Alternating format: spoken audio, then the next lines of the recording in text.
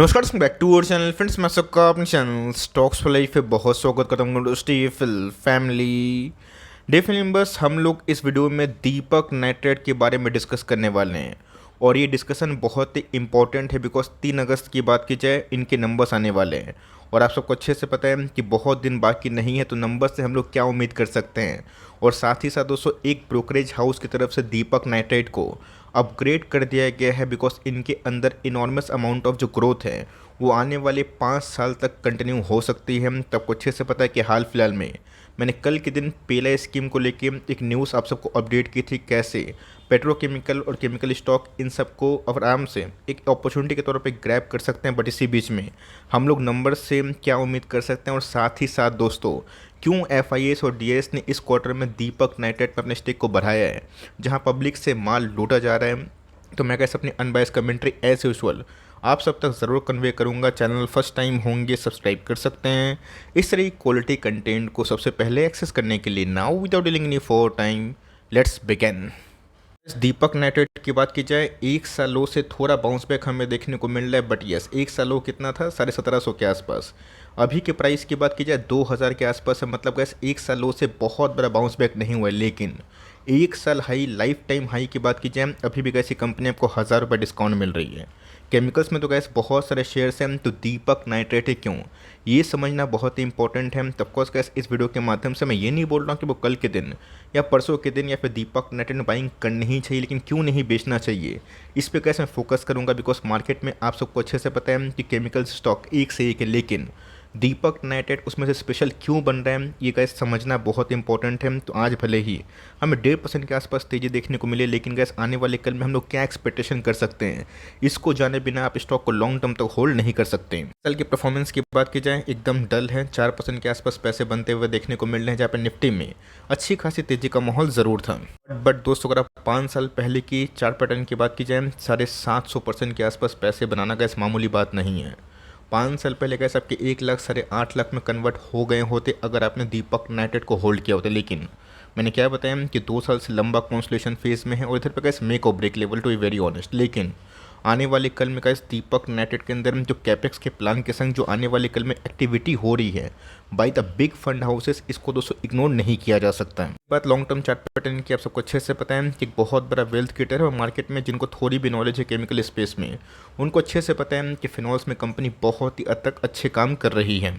पहले गाइस मैंने क्या बताया कि 3 अगस्त को आने वाले हैं दीपक के कौन से नंबर्स, Q1 के नंबर्स। लेकिन दोस्तों प्रोमोटर की होल्डिंग इंटैक्ट है 50% के आसपास। लेकिन दोस्तों एफआईएस की होल्डिंग पर अगर आप नज़र डालें ना, और डीआईएस की, उनकी होल्डिंग दोस्तों जून क्वार्टर में बढ़ते हुए देखने को मिली। मतलब लो प्राइस में एकोमुलेशन का दोस्तों एक रीज़न भी है। मैंने क्या बताया कि अगर एफआईएस और डीआईएस किसी स्टॉक पर भरोसा कर रहे हैं और एलआईसी का स्टेक दोस्तों अभी के टाइम ना हाईएस्ट एवर देखने को मिल रहा है, मतलब एलआईसी बेचने के लिए तो छोड़िए, एकदम खरीदने के रेडी है। पिछले 6 क्वार्टर से गैस एलआईसी ने हर एक क्वार्टर में अपनी स्टेक को बढ़ाया है, जहां पब्लिक की होल्डिंग अगर आप देखें तो हर एक क्वार्टर में घट रही है।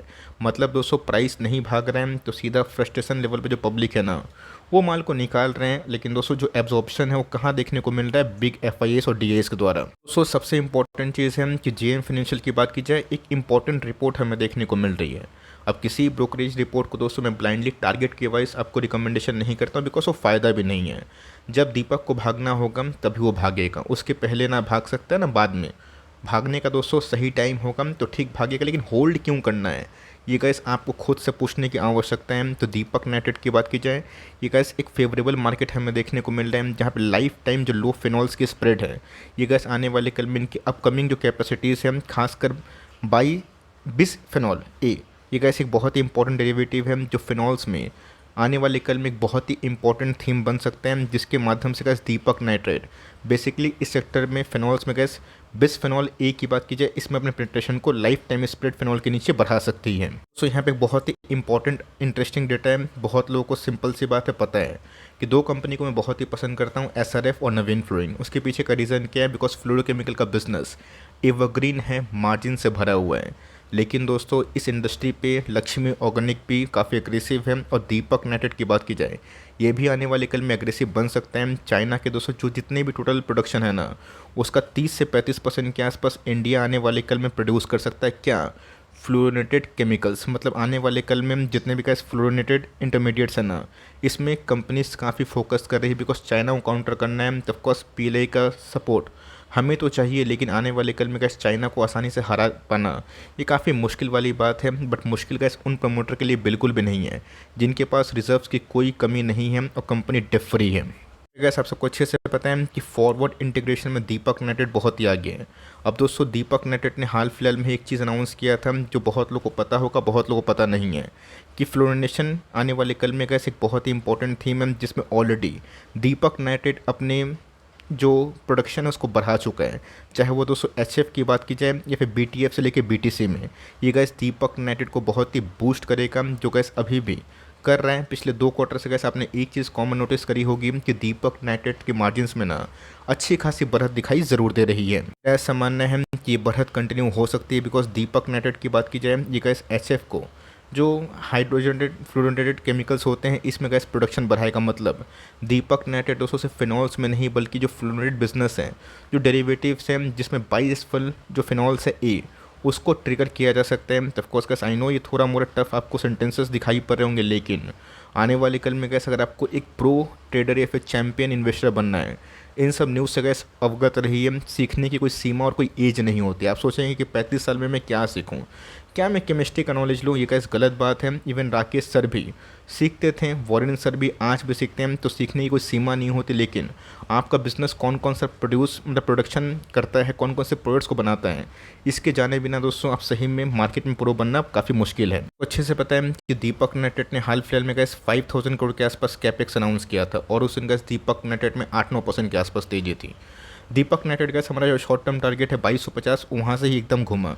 और गैस मैंने बोला भी था कि इनको शॉर्ट टर्म में पैसे कमाने की आवश्यकता है, वो इधर प्रॉफिट बुक करे, बिकॉज 1850 से गैस मैंने बार बार इसको कवरेज दी थी। 400 पॉइंट के आसपास इजाफा मामूली बात नहीं होती, वो 25% के आसपास होता है।